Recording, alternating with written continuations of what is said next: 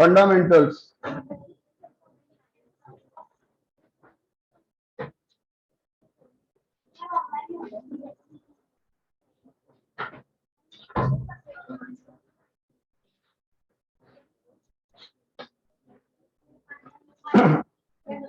सुनो बेटा,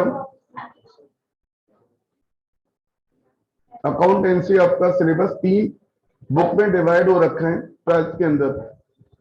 part A volume first, part A volume second and बेटा part B. Part A volume first में आपका पार्टनरशिप एंड बेटा not for profit organisation,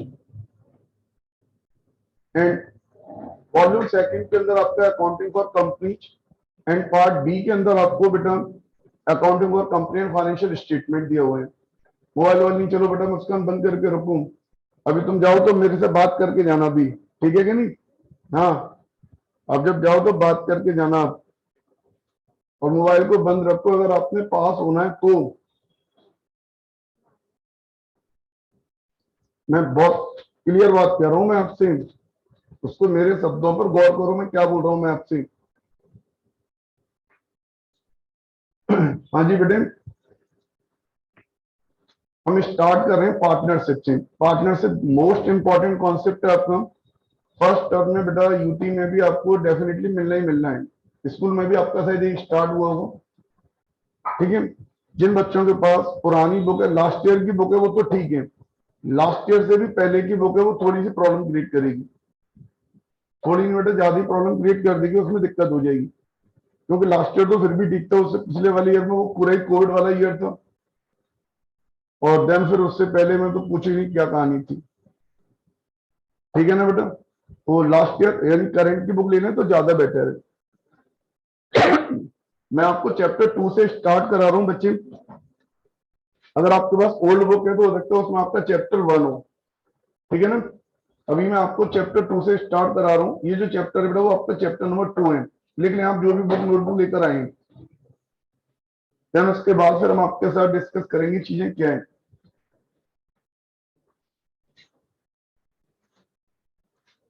partnership का बेटा हमारा फर्स्ट चैप्टर है accounting for partnership for fundamentals.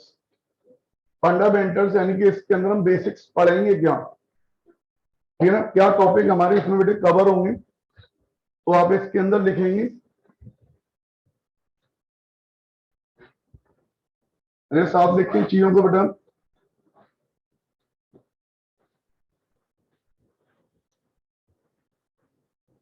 Topic cover,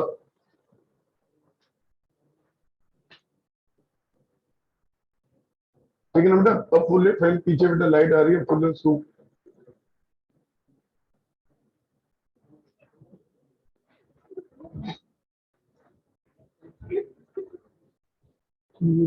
उसकी बात करेंगे। टॉपिक कवर, अबे एक ही बोला था, पीछे पूरे तक बोला है, लाइट जाएगी सब बंद हो जाएगा सिस्टम। भाई ये लास्ट वाला बंद कर दे, फर्स्ट स्विच होगा, फर्स्ट वाला बस।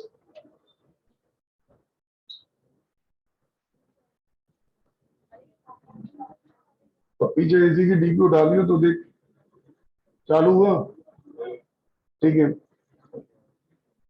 क्या क्या टॉपिक बेटे कवर होंगे बच्चे आप लिखोगे इसके अंदर? Basic concept,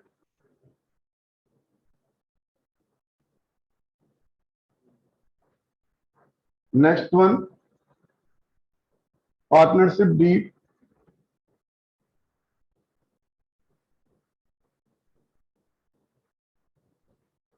partnership deed versus partnership act,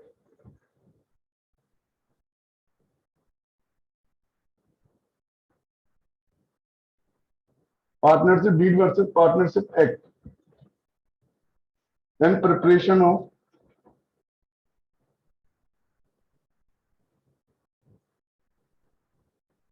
P and L appropriation account,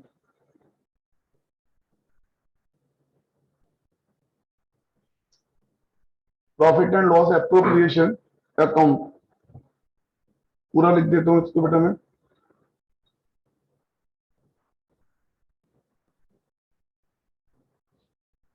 profit and loss appropriation account, next बेटा concept of fixed and fluctuating capital, concept of fixed and fluctuating capital.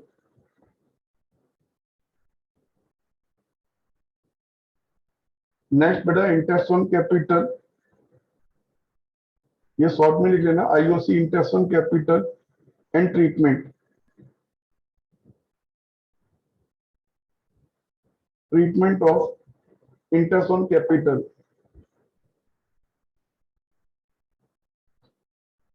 Interest on drawing and treatment of interest on drawing. Next past adjustment,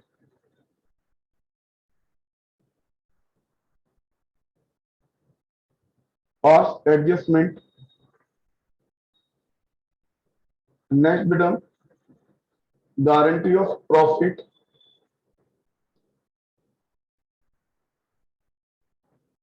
guarantee of profit to a partner, guarantee of profit to a partner. ठीक है ना बेटा, लिख लो फटाफट।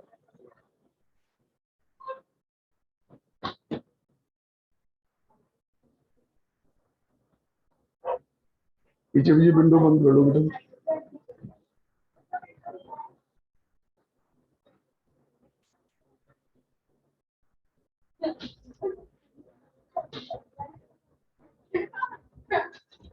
बंद कर दे, handle उसको नहीं कर पाएगी।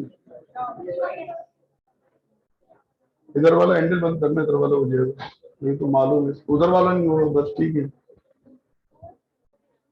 सुनो बेटा,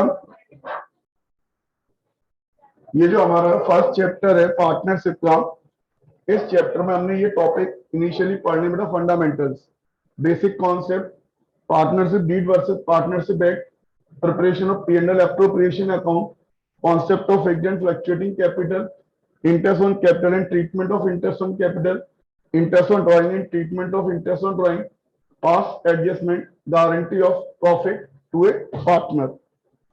ठीक है ना। एग्जाम के पॉइंट ऑफ व्यू से करीब करीब ये मान के चलें 6 to 8 मार्क्स का हमें इसमें से मिलता है बेसिक, और आगे की पूरी पार्टनरशिप के लिए चैप्टर हमारा फाउंडेशन है। अगर इसमें चीजें हमारी कहीं भी वीक रह जाती हैं तो दिक्कत होती है बेटा। ठीक, चलो आप में जो भी स्टूडेंट आज न्यू आए हैं, एक बार मैं पूछ लूं भी किस स्कूल से क्या है, तो मुझे पता लग जाएगा। नाम और बता दो बेटा, आपका बेटा? अनमोल जैन, ओके। अथर्व जैन, अच्छा सेंट जॉन्स के बच्चे हैं ज्यादातर भी। चलो गर्ल्स में तो है नहीं, एक बच्ची है, हाँ मालूम है। अरे शाम को जब मिताली अग्रवाल, आपका क्या नाम बेटा पीछे? अनुष्का।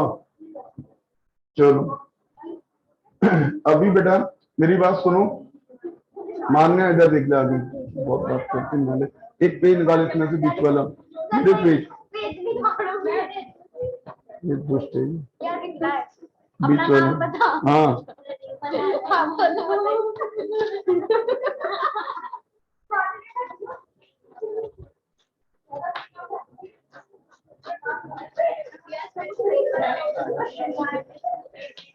ये लो। गर्ल्स में अपना नाम बेटा फोन नंबर लिखेंगे जो व्हाट्सएप नंबर है, और बॉयज में भी इसी तरीके से। हाँ बात नहीं करो, सुनो बेटा, नहीं केवल लिखना चाहो तो लिख देना, स्कूल भी लिख देना, ब्रैकेट में मुझे आइडिया हो जाएगा। पुराने नहीं से मतलब नहीं, अपना नाम, स्कूल, मेरी बात सुनो, और व्हाट्सएप नंबर, बस 3 चीजें लिखनी है। सुनो बेटा, डिस्टर्ब कर रहा है, देखो अगर आप फालतू की टॉकिंग करेंगे चीजें भी बेटा कवर नहीं होंगी और आपको परेशानी होगी, ठीक है। तो सर वो लिख देगा, कोई दिक्कत नहीं, तो मालूम नहीं है। सुनो, चलो हम स्टार्ट कर रहे हैं आज बेटा बेसिक कॉन्सेप्ट से। फर्स्ट आप लिख रहे हैं हेडिंग डेफिनेशन ऑफ पार्टनरशिप। नहीं सभी को लिखना है बेटा, न्यू वर्ड क्या है, जो भी बच्चा स्टार्ट करें वो अपना नाम, स्कूल का नाम पूरा लिखेंगे। बेटा लिखो इसको, मैं जो बोल रहा हूँ उसे लिखें, पेज अपने आप आ जाएगा, लिख देना, कोई दिक्कत नहीं। Definition of partnership.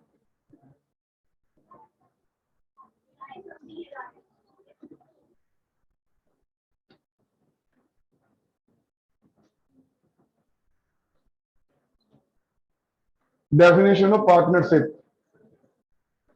हाँ भाई, 11th में भी बिजनेस में पढ़ी हुई थी आपने, फॉर्म ऑफ बिजनेस ऑर्गेनाइजेशन में क्या होता होगा बताओ।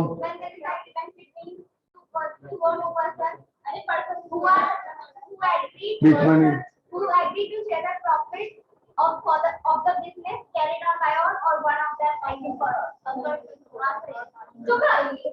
बीच में नहीं बोलो, एक मिनट शांत हो जाओ। और किसी बच्चे के माइंड में बेटा कुछ भी हो पार्टनरशिप को लेकर, देखो इसने बुक में जो भी डिफाइन था वो उसने बोला, नो डाउट, है ना। हमने डेफिनेशन एज पर पार्टनरशिप एक्ट 1932 लिखना है, तब लिखेंगे बेटा according to partnership act, according to partnership act 1932।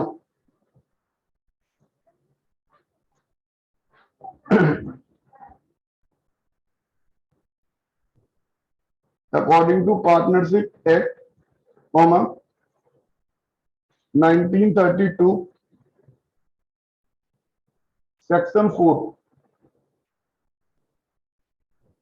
section 4 comma in inverted comma, the relationship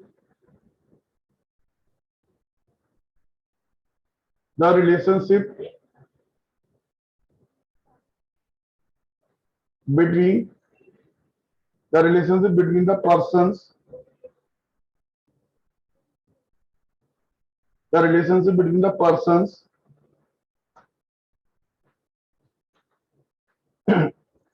who have agreed, who have agreed to share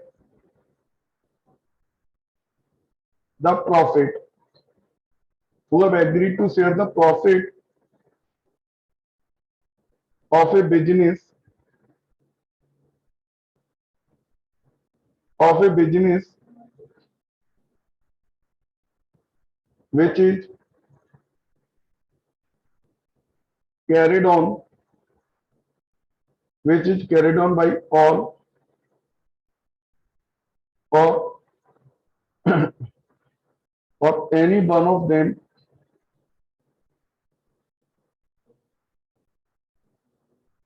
or any one of them acting for all, full stop, inverted comma close.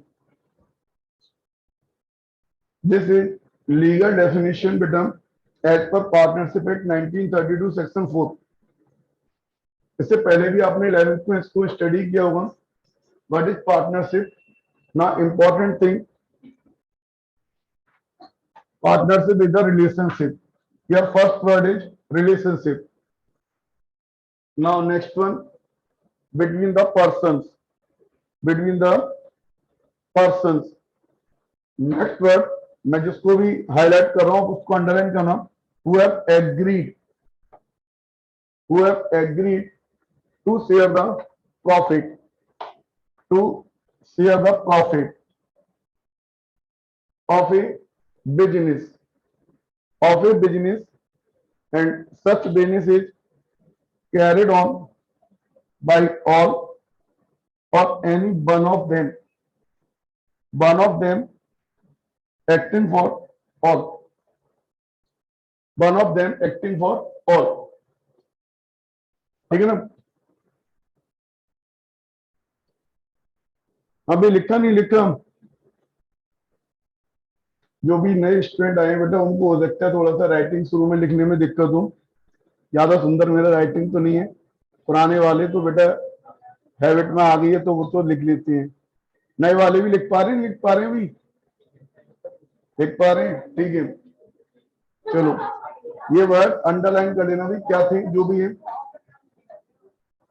ये दे दो मुझे, दे दो अभी girls को हो गया अभी दादी, अब तक तेरी ऐसी कैसे हो जाए शाम तुझे बेटा। ये सेकंड लास्ट क्या लिखा भाई, और कॉस्टो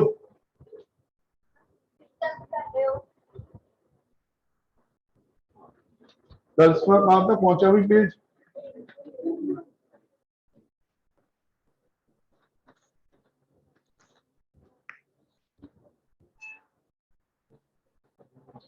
हाँ जी डिस्कस करते हैं बेटा आपके साथ बेसिक चीज के अंदर पार्टनरशिप। बेटा पहला वर्ड मैंने अंडरलाइन किया वो रिलेशनशिप। चलो जी बेटा, तो इसमें कोई बच्चा मुझे बताएगा स्टार्टिंग द रिलेशनशिप, तो what do mean by relationship. भाई अगर हम बोल रहे हैं partnership is A, first word हमारा क्या है बेटा, रिलेशनशिप। भाई यहां पर हमारा जो पहला वर्ड था वो क्या था, रिलेशनशिप।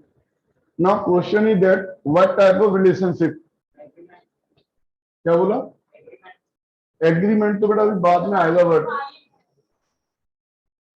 रिलेशनशिप हाँ क्या बोल रहे हैं भाई, खुशी बताऊं, पार्टनरशिप डीड। देखो सीधी सी बात है, मैं रिलेशनशिप वर्ड लिखा है, रिलेशनशिप हम आम जिंदगी में समझते हैं, रिलेशनशिप का मतलब होता है रिश्तेदारी। जैसे मैं टीचर हूं आप स्टूडेंट हैं, that the relationship student teacher. आपके फैमिली में है ना, फादर सन मदर डॉटर जो भी है, तो ये रिलेशनशिप है। मैं पूछ रहा हूँ यहाँ पर व्हाट टाइप ऑफ रिलेशन है। अब ये वेरियस अदर, अब वेरियस में कोई मामा भांजा चाचा ताऊ फूफा तो होना नहीं है। अब स्टार्टिंग क्या हो रही है हमारी डेफिनेशन, देखो मैं जो आपसे पूछ रहा हूँ बहुत इंपॉर्टेंट चीज है, पार्टनरशिप यहाँ से आने के बाद इसके बाद आगे के लेवल पर भी आप स्टडी करते हैं। और ये बेटा अक्सर आपसे बार बार क्वेश्चंस इंटरव्यू क्वेश्चंस भी होते हैं। बच्चे डिफाइन तो रख लेते हैं, relationship between the person who have agreed to share the profit of a business is carried by all or anyone of them acting for all, बिना सांस लिए पूरी बता दी। और अगर शुरू हुआ पहला word relationship, what type of relationship, what type of relationship, अब वो अपने अपने दे रहे हैं। सर यहाँ पर अगर रिलेशनशिप वर्ड यूज हुआ है तो it means there is some relationship. आप देखो भाई अगर तीन लोग पार्टनर हैं, भाई अगर मैं यहाँ पर तीन लोगों को पार्टनर कर रहा हूं suppose A B C, it means there is some relationship between them. मैं आपसे ये पूछ रहा हूं कि इनके बीच में क्या रिलेशन होगा, लॉ इस रिलेशन को क्या बोलेगा। चलो ठीक है भाई, स्कूल में भी तो कराया होगा, पूछा ही नहीं सर हमने, वहां टीचर ने जो बताया, जरूरत ही नहीं पड़ी हमें, पॉइंट ऑफ व्यू सोच ही नहीं पाए। सर पता है क्यों नहीं सोच पाए आप लोग, कारण ये कि हमें एक दूसरे की खिंचाई करने से थे नहीं, एक दूसरे पर हंसने से फुर्सत मिले तो कुछ लॉजिकल क्वेश्चन हमारे दिमाग में और डिफाइन पर हम गौर करें और कुछ पूछे। पार्टनरशिप आप यहाँ पढ़ते हैं, पार्टनरशिप इसके बाद सीए फाउंडेशन में आती है, देन सीए इंटर में भी आती है, सीए फाइनल एड पर जाती है, सारे कॉम्पिटेटिव एग्जाम में आपको पार्टनरशिप मिलती है। अगर आप अकेडमिक जाते हैं तो ग्रेजुएशन में भी आपको पार्टनरशिप मिलती है। One of the most important और डिफाइन जहां से हमारी स्टार्ट हो रही है लीगली, फर्स्ट वर्ड है relationship. You are the student, है ना, आप स्टूडेंट हैं, कोई स्ट्रेंज नहीं है, आपको रिलेशनशिप का मायने नहीं मालूम, 90% प्रोफेशनल्स को भी नहीं मालूम। पहले ही वर्ड गायब हो जाता है सर, क्या है? अभी तो हम पूरा पोस्टमार्टम करेंगे इसका। Sir partnership is a relationship. ना question is what type of relationship. Law ये कहता है बेटा, अब देखना मैं क्या बता रहा हूं। ए ने अगर बिजनेस में कोई भी टास्क किया, कोई भी काम किया, कोई भी वर्क करके आया, उस वर्क के लिए ए रेस्पॉन्सिबल होगा, ए के साथ साथ बी भी रेस्पॉन्सिबल होगा और सी भी रेस्पॉन्सिबल होगा। क्यों होगा? क्योंकि ये पार्टनर है, आपस में रिलेशन है। रिलेशन किस चीज का है सर? जब ए काम करता होगा तो ए काम करेगा in the capacity of agent, in the capacity of agent, agent की कैपेसिटी से काम करेगा। और बी और सी अगर इसके लिए रेस्पॉन्सिबल होंगे तो किस कैपेसिटी में रेस्पॉन्सिबल होंगे? As a principal, as a principal, as a principal responsible होंगे। It means there is relationship between partners, agent and principal. Agent और प्रिंसिपल रिलेशनशिप होती है आपस में। बात समझ में आ गई नहीं आ गई बेटा? तो पहले इंपॉर्टेंट वर्ड है ना, आप पूरा लाइफ इसको याद रखेंगे, कभी भी कहीं भी पूछा सकते हैं, ठीक है? और इवन आपसे भी कोई ज्यादा कुछ झाड़ रहा है तो आप उसको एक मिनट में पकड़ लेंगे ना क्वेश्चन। ज्यादा मत बता, मेरी बात सुन। जो डिफाइन है पहले उसके दो चार वर्ड बता दे, इसका मीनिंग क्या है, तब आगे बात करेंगे पार्टनरशिप क्या होती है। साले डिफाइन को मालूम नहीं है, खामा मतलब लंबी याद रहा है। शुरुआत हुई रिलेशनशिप की। Relationship what type of relationship? There is relationship of what? Agent and principal. तो आप वहां पर उसके आगे लिख लेंगे बेटा, agent and principal, agent and principal.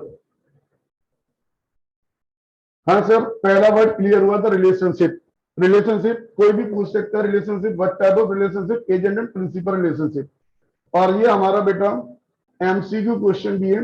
आपका पेपर अगर सब्जेक्टिव होता है तो 32 क्वेश्चन आएंगे, 32 में 20 क्वेश्चन एमसीक्यू होते हैं। दो पार्ट में होता है, फर्स्ट पार्ट में 12 आते हैं, सेकंड पार्ट में 8 क्वेश्चन आती है। और उसमें ये क्वेश्चन पूछा जाता है, what type of relationship between the partner and partnership form. तो आपको बताना होता है there is principal and agent relationship. Point clear? चलो जी। अब इसके बाद मैंने नेक्स्ट वर्ड अंडरलाइन किया हुआ है, पार्टनरशिप या रिलेशनशिप ना बेटा, between home, between the persons, between the persons. अब सर यहां पर क्वेश्चन आते हैं कि what type of person? Person कौन? पर्सन कौन?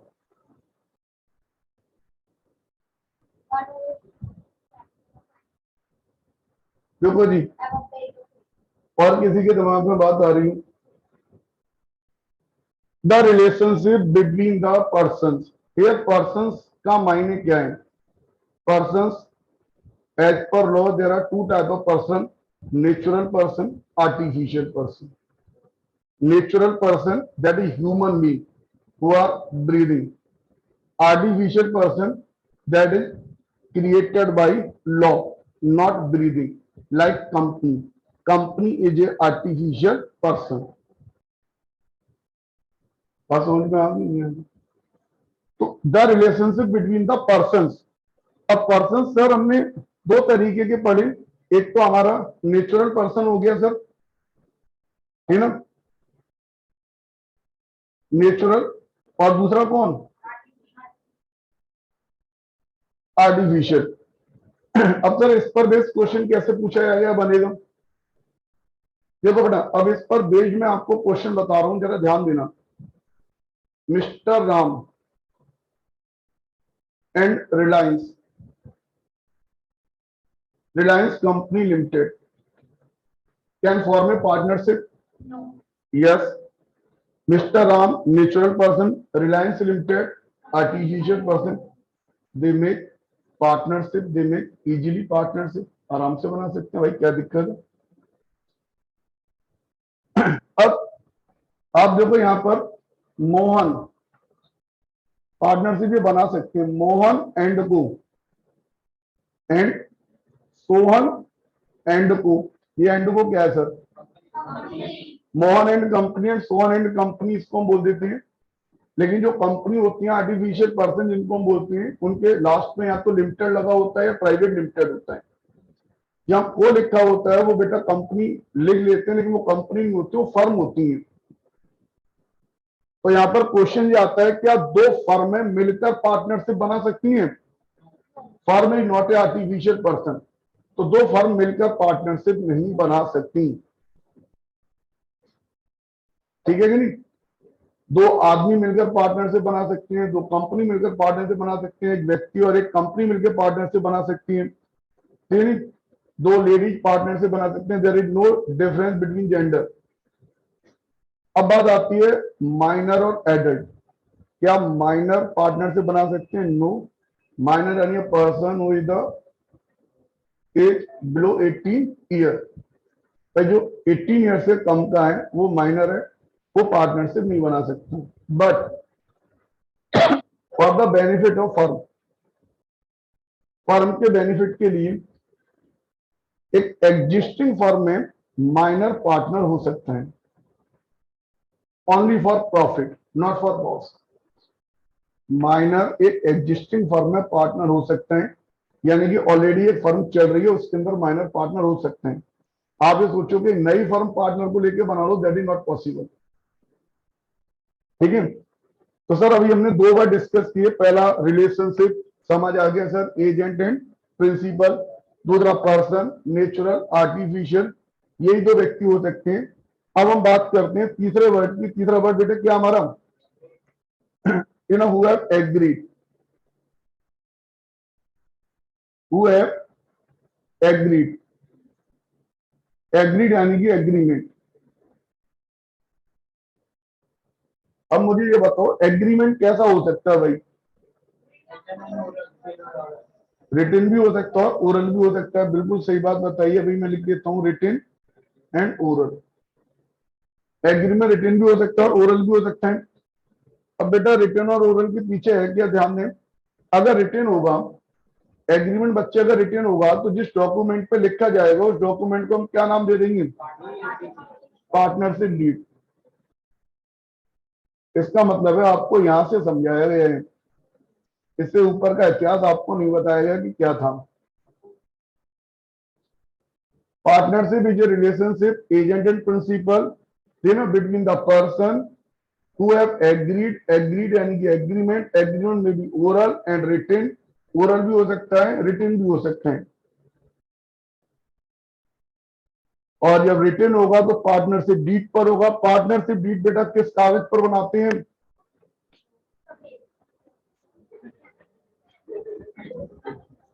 मान्य है, कुछ भी कह सकती है।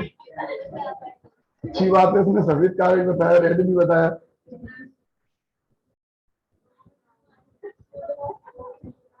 हाँ, मयूरी बता रही है गवर्नमेंट स्टैंप पर, स्टैंप पेपर पर हम इसको बेटा ड्राफ्ट करते हैं। जब भी हम कोई भी डीड, डीड यानी कि एग्रीमेंट, एग्रीमेंट यानी कि terms and condition on which partners are agree. तो जब हम कुछ भी एग्रीमेंट बना रहे हैं तो स्टैंप पेपर पर बनाएंगे, स्टाम्प पेपर पर बनाया जाएगा, उसको नोटरी कराना पड़ेगा। ठीक है कि नहीं? बात समझ में आ गई? नहीं, इसकी गलती नहीं है, देखो इसने जो बोला है। हालांकि अभी ये आप अभी 12th में नॉर्मल गवर्नमेंट जब भी कभी कोई भी कानून बनाती है, कोई भी लॉ बनाती है, आप देखो सब्जेक्ट मतलब लॉ से कोई भी प्रोविजन अगर लेके आना है तो उससे रिलेटेड जो मिनिस्टर होता है उसका वो बिल पार्लियामेंट में पेश करता है और देन फिर वो पास होता है। पार्लियामेंट से पास होता है, प्रेसिडेंट उस पर भी स्टैम्प लगाता है, तब वो जाके लॉ बनता है। अब होता है क्या उसके अंदर, वो लॉ जिस कागज पर लिखा जाता है उसको हम शुद्ध देसी भाषा में अपनी इंडिया की लैंग्वेज में उसको बोलते हैं राजपत्र, और इंग्लिश में इसको बोला था व्हाइट पेपर। कानून जब भी बनता है वो राजपत्र पर भी बनता है और व्हाइट पेपर ही बोला जाता है उसको। बात समझ में आ गई नहीं आ गई? लेकिन बेटा यहाँ पर हम जो डीड बना रहे हैं वो स्टाम्प पेपर पे बनाएंगे और उस पर जरूरी स्टाम्प लगाएंगे। ठीक है? वहां व्हाइट पेपर पे गवर्नमेंट बनाती है। चलो जी सुन लो, ये एग्रीड हो गया। आगे क्या वर्ड है बेटा? To share the profit, to share the profit. अच्छा एक बात बताओ बच्चे, यहां पर वर्ड इस्तेमाल हुआ है डेफिनेशन के अंदर, है ना, यहां पर डेफिनेशन में वर्ड इस्तेमाल हुआ है प्रॉफिट। What about loss? एक बात बताओ बेटा, लॉ मेकर ने जो डेफिनेशन बनाई, क्योंकि उसे लॉस की स्पेलिंग नहीं आती थी, क्या वो ऑब्लिक करके लॉस नहीं लिख सकता था?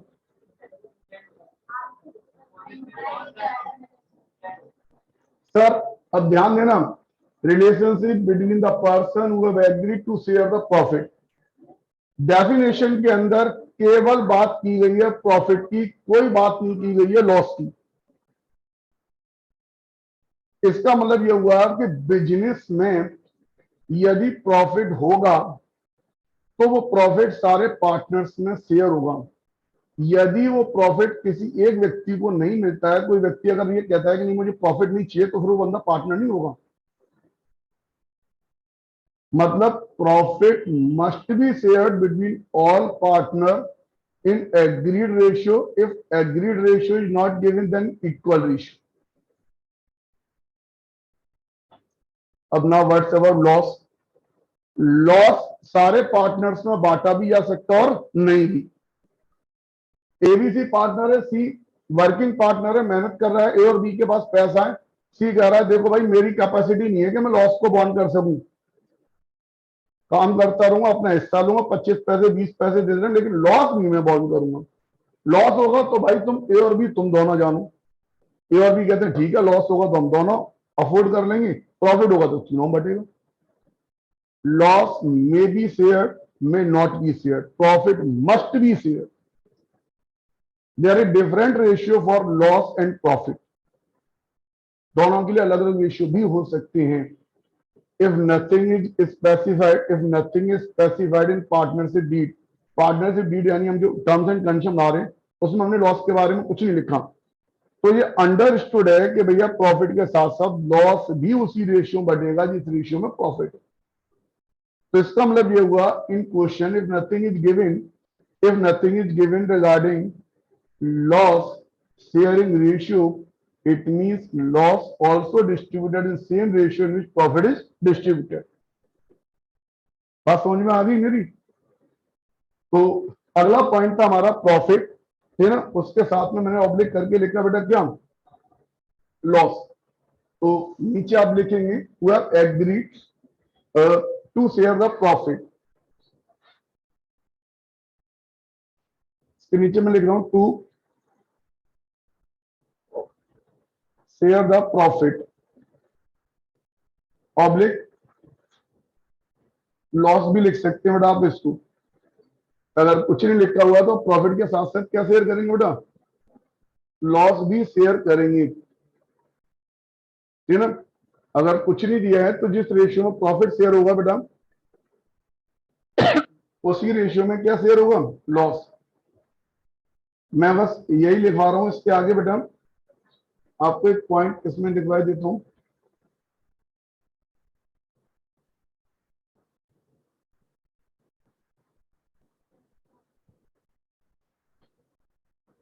तो लिख लेंगे इसके नीचे बेटा एक पॉइंट में लिखवा रहा हूं आपको, क्या इसके आगे ही लिख लो,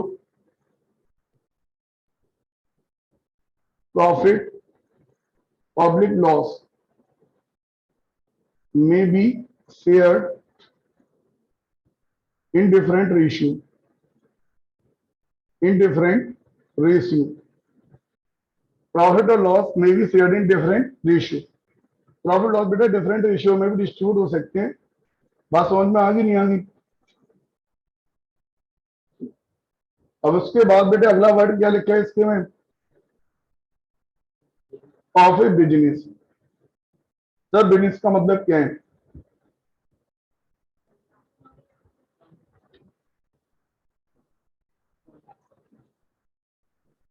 बिजनेस, बिजनेस का मतलब बेटा यहाँ सीधा सिंपल सही है, बिजनेस यानी कि repetitive activity, again and again buying and selling of a particular commodity या गुड्स, तो बिजनेस होना चाहिए सर। अगर बिजनेस नहीं है तो फिर वो पार्टनरशिप नहीं है। ए और बी दो लोगों ने मिलकर, है ना, कुछ जमीन या कोई दुकान किराए पर कोई दुकान खरीद ली, उस दुकान को किसी को किराए पर उठा दिया और जो किराए की आमदनी वो आपस में बांट दिया, that is not a business. बात समझ में आ गई नहीं आ गई? हाँ, अगर वो दुकानों को खरीदते बेचते रियल एस्टेट बिजनेस हो जाता और उसका प्रॉफिट शेयर करते तो वो बिजनेस होता। यहाँ तो दुकान खरीदी, किराए पे उठा दी और भाड़ा मिला, उसको बांट लिया आपस में, कौन सा बिजनेस हुआ भाई? समझ में आ रही बात? तो there must be some business, और उस बिजनेस के लिए उन्होंने क्या बोला हुआ है, वो बिजनेस कैसा होना चाहिए? आगे क्या लिखा है? Which is carried on by all or any one of them acting for all. इसका मतलब है सर, वो बिजनेस या तो बेटा सभी के द्वारा चलाया जाना चाहिए, या तो अगर 3 पार्टनर हैं तो सर तीनों मिलके चलाएंगे, और नहीं तो बेटा हो सकता है कि उनमें से कोई एक भी उसको चला ले।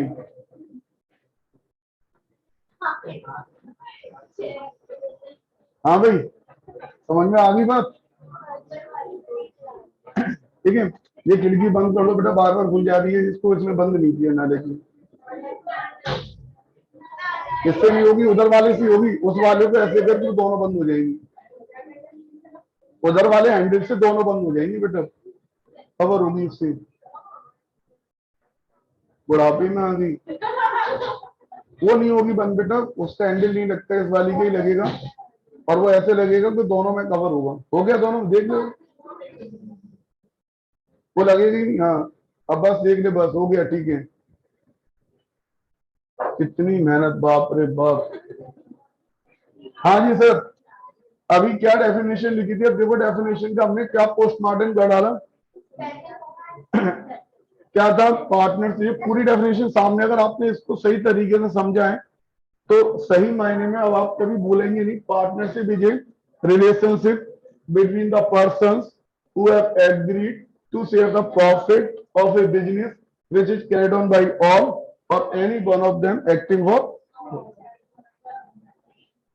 हाँ भाई, समझ में आ गई बात? अब रिलेशनशिप किस तरीके की? Agent principal. कई क्वेश्चंस इसमें कवर हो गए आपके MCQ. Person, natural, artificial, agreement, oral, written, profit. अगर कुछ नहीं लिखा है तो प्रॉफिट लॉस सेम रेशियो में, अदरवाइज दोनों के लिए सेपरेट रेशियो होगा। बिजनेस होना जरूरी है, बिजनेस नहीं होगा तो पार्टनरशिप नहीं होगी, सभी चलाएंगे या फिर उनमें से कोई एक।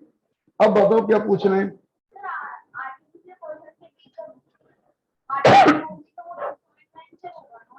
ऐसा नहीं है बेटा, भाई। अगर मैंने क्या कहा, जो हमारा नेचर ऑफ एग्रीमेंट है, नेचर ऑफ एग्रीमेंट बताया कि हम किस चीज के लिए और क्या कर रहे हैं। फिर ऐसा नहीं है कि आर्टिफिशियल के बीच में होगा तो ज्वाइंट वेंचर होगा, ह्यूमन बीइंग के बीच में होगा तो वो पार्टनरशिप हो गई। It doesn't matter. फिर अगर किसी ने बताया तो आप उसको नेट पर डाल के भी सर्च कर सकते हैं। फिर हम जब पढ़ते थे तो हमारे टाइम में तो नेट नहीं था, तुम्हारे टाइम में तो है, उसे सर्च कर सकते हो, उसमें क्या दिक्कत है?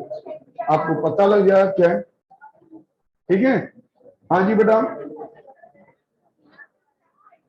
इसके बाद नेक्स्ट बेटा आप लिखेंगे heading maximum number of partners. हाँ भाई, गर्ल्स वाला पेज नहीं आया मेरे पास अभी तक। अपने नाम लिख रहे हो कहीं और क्या लिख रहे हो उसमें? हैं? जैसे पास कर दी चार उससे हमें एक एक लाइन छोड़ के लिख दी, क्यों पेज बर्बाद कर रहे? नाले वैसी लिख देती है। आगे मैं थोड़ी करता, कल और बच्चे आएंगे उनके भी नाम लिखवाऊंगा, गर्ल्स में गर्ल्स के लिखवाऊंगा, बॉयज में बॉयज के लिखवाऊंगा। बस एक बार शुरुआत कोई कर दे, कमीने उसी के पीछे वैसी वैसी चलती है बेरों की तरह। अपना दिमाग नहीं लगाना, जो ऊपर वाले ने लाइन छोड़ी तो मैं भी छोड़ दूं।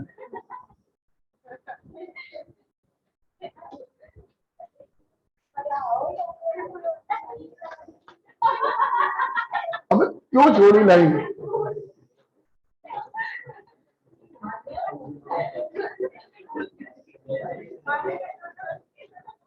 मैक्सिमम ड्राइवर ही खराब है।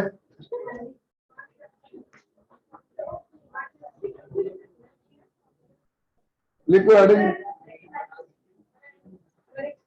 Maximum number of partners.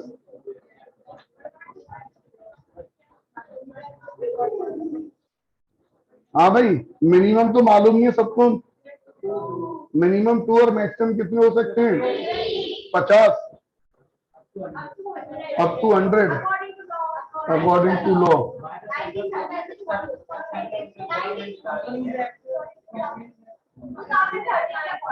2013 के अकॉर्डिंग। देखो बेटा, पार्टनरशिप में मिनिमम 2 होंगे, बिल्कुल ठीक बात है।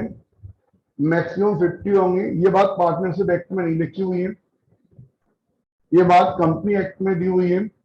कंपनी एक्ट 2013 सेक्शन 463 में उन्होंने डिफाइन किया हुआ है। अब बात ये आती है कि बेटा मैक्सिमम पार्टनर जो हमारे 50 हैं,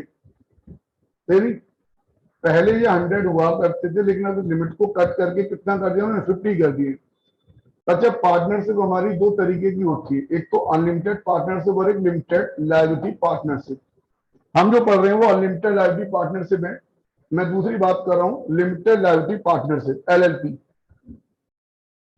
एंड व्हाट्स अबाउट एलएलपी? भाई ये तो अनलिमिटेड लायबिलिटी पार्टनरशिप में हो गया कि भैया मिनिमम 2 होंगे, मैक्सिमम 50 होंगे। अनलिमिटेड लायबिलिटी पार्टनरशिप में क्या होगा? मिनिमम पार्टनर तो 2 ही होने, maximum unlimited limited liability partnership में मैक्सिमम पार्टनर कितने हो सकते हैं?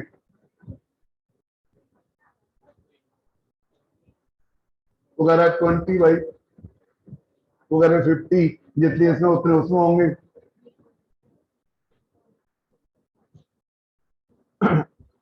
स्कूल वाले की गलती, आधी बात बताता आधी नहीं बताता।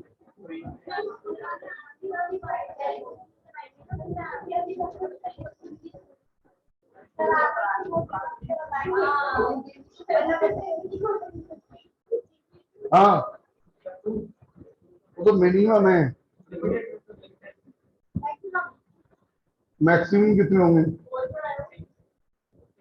50। ये कौन सी तुमने चीज में नई बात बताई यार, बाकी सब चीजें। हाँ, वो कह रही 100। और बुक लाएंगे नई वाली, उसमें देखो डिफरेंस बिटवीन एलएलपी दिया होगा, partnership and LLP. Second chapter में पेज पलट के देखो, 2-3। No limit, maximum number of partners are no limit.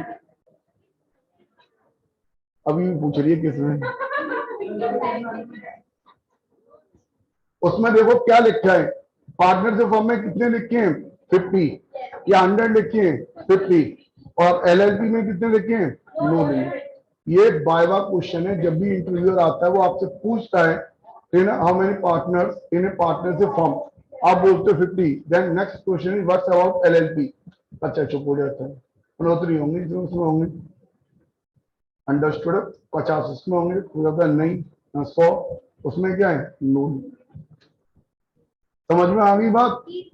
नहीं, ये बेटा ऐसा नहीं है कि इस तरीके की चीजें, इस तरीके की चीजें आप कभी भी कहीं भी पूछते हैं, डिस्कस करते हैं, तो थोड़ा सा सोचा करें। अब आप कब सोचेंगे इन सारी बातों को? जब आप पीसफुली चीजों को सुनेंगे, समझेंगे। होता है कि आधे से ज्यादा तो बच्चे हाँ वो इधर उधर की चीजों में लगे रहते, तो मतलब नहीं है क्या चल रहा है, जो लिखा दिया दैट्स सफिशिएंट। अगर आपका बेटा कंसंट्रेशन होगा क्लास के अंदर भी, टीचर अगर आपको कुछ बोल रहा है, समझा रहा है, तो आप उसे क्रॉस क्वेश्चन तभी कर पाओगे जब आप उसकी बातों को प्रॉपर एब्जॉर्व कर रहे हो और समझ पा रहे हो कि क्या बोल रहे हैं। बात समझ में आ गई? जब आप समझ ही नहीं पा रहे, सबसे बड़ी बात, वो पड़ोसी साला वो पता नहीं है कहाँ की स्टोरी इनफाइनाइट सुनाता रहता है पूरा टाइम, खुद का सत्यानाश, पड़ोसी का सवा सत्यानाश। उसे साला तो ये तो पढ़ने नहीं दूंगा मैं किसी की कीमत पर। पढ़ के दिखा दे तू कैसे पढ़े हो। अगर आप 12th में स्टार्टिंग में बेटा कुछ भी करना चाहते हैं, अगर आपको लगता है कि मैंने कैरियर बनाना है आगे चल के प्रॉपर, तो पहली इंपॉर्टेंट चीज, आप फ्रेंड के साथ तो बैठे ही ना। वो आपको कभी भी सीखने नहीं देगा। आपकी जो क्यूरियोसिटी है, क्वेरी पावर है, चीजों को एनालाइज करने वाली पावर है, वो आपकी उसके साथ इधर उधर की चीजों में डिस्कस हो जाएगी, और टीचर किसी को बताना हो बता के अपना आगे निकल जाएगा। आप कर ही नहीं पाओगे। भाई आपका दिमाग है, आपने 2 पार्ट में बांट दिया, एक तो अगर वो उसकी चल रही है जो भी स्टोरी चल रही है, और एक वो टीचर वाला अपना लगा हुआ है, दोनों तरफ से जैसा भी है। और आप पूछोगे क्या भाई, कुछ नहीं। और आपके अपने अंदर जो कैपेबिलिटी है वो सारी की सारी दब गई, वो उनका कोई मतलब ही नहीं हुआ। और जो बच्चे थोड़ा सा इधर उधर की चीजों को देखते हैं वो समझते हैं कि मतलब ही नहीं है तो फालतू है साला, जो वो बकता रहता है बकता, ज्यादा कुछ करता है तो अगले दिन वो बैठती नहीं होता है ना, अरे पागल है साला, जो शांति नहीं होता। सर क्या मतलब है? क्योंकि जब आप अच्छे नंबर नहीं लाएंगे, पास होने के भी प्रॉब्लम क्रिएट हो रही है, पास होने में भी, तो डेफिनेटली वही जो आपके अच्छे लग रहे हैं फ्रेंड, वो ऑटोमेटिकली आपको बुरे लगने लगते हैं। गंदे व्यक्ति से कोई भी संबंध नहीं रखना चाहते, ये 101% ट्रूथ है। ठीक है। चलो बेटा, मैक्सिमम नंबर ऑफ पार्टनर्स का हमने डिस्कस किया, कल मैं इसमें लिखाऊंगा, ठीक है नहीं। आज मैं अभी इतनी करा रहा हूँ, आज फर्स्ट डे था तो केवल हमने डेफिनेशन डिस्कस की इन डिटेल। क्या हम इसमें कवर करेंगे, ये चीज हमने की है। जिन बच्चों की बेटा सुनो, जिन मैथ की क्लास इसके बाद 4 से 5 पीछे वाले रूम में रहेगी, ठीक है ना बेटा। और एक चीज मैं बता दूं, अकाउंट की फीस आपकी 800 रुपए है। 3-4 दिन आप पढ़ेंगे, फिर आपको फीस जमा करानी होगी। दूसरा चीज, आपका जैसे भी बैच संदीप सर कराएंगे, ठीक है कि नहीं, उनकी फीस 1000 रुपए पर मंथ। इको बिजनेस के लिए मैं बता दूं, इको बिजनेस बेटा आपका 11 अप्रैल से या फिर 15 अप्रैल से स्टार्ट हुआ, वो अवजीत सर कराएंगे, ठीक है। वो क्लास नीचे वाले रूम में होगी, नीचे वाले हॉल में होगी, ठीक है। तो आपका जब टाइमिंग है तो इससे पहले का होगा या इसके बाद होगा, जो भी होगा। या फिर टाइमिंग अगर इससे पहले का होगा या फिर मैथ का टाइम, मैं बताऊं मेरा आपका जो 12th का टाइम है अकाउंट का 4 to 5 का है। मैं हर साल 12th अकाउंट 4 to 5 पढ़ाता हूँ, ठीक है ना। ज्यादातर बच्चे इस चीज को जानते हैं, वो अभी अनफॉर्चुनेटली एग्जाम अभी हुए नहीं है 12th के, तो बेस्ट 30 अप्रैल तक कंटिन्यू रहेगा, ठीक है। देखते हैं, 1 मई से तो गारंटीड आपका 4 से 5 हो जाएगा। और अगर बीच में कुछ पॉसिबिलिटी बनी 12-15 अप्रैल के आसपास, तो फिर वहां पर चेंज होगा। टाइमिंग कुछ इस तरीके की रखी जाएगी कि आपका अकाउंट और रिको साथ साथ रहेगी, क्योंकि बहुत से बच्चों के पास मैथ नहीं होता, अगर बीच में गैप होता तो वो समस्या खड़ी हो जाती है फिर। तो इसलिए मैथ का टाइम फिर आपका 3 to 4 जाएगा, 4 to 5 अकाउंट होगा, 5 to 6 आपका इको बिजनेस होगा। फिर वो इस तरीके से चलेगा 3 to 6। जिसने अकाउंट इको बिजनेस पढ़ना होगा, जिस पे मैथ नहीं है, वो अपना 4 to 5 5 to 6 पढ़ेगा। अभी फिलहाल 2 घंटे चलेगी 3 to 4, 4 to 5। बाद में मैथ का टाइम मे भी 3 to 4 हो जाए, और इको बिजनेस आपका 5 to 6 में चलेगा। समझ में आ गई बात बेटा? ये मैंने आपको पूरा बताया हुआ है, बुक परचेज कर लेना। अगले 1-2 दिन में हम थोड़ा सा कॉन्सेप्ट लिखने के बाद फिर हम इसमें स्टार्ट करेंगे, ठीक। घर से रिव्यू करके आना। चलो जा सकते हैं स्टूडेंट।